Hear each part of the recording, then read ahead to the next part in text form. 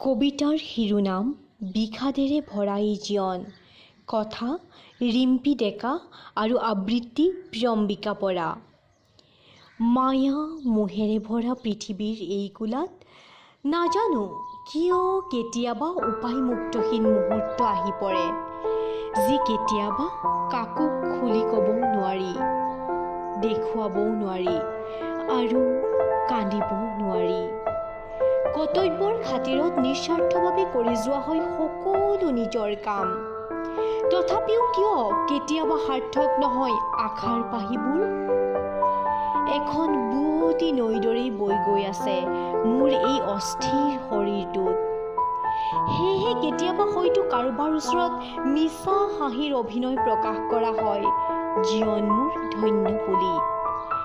নিয়তিৰ আগত হাৰ মানি এতিয়া কিয় অন্তৰাত্মাই নীৰৱে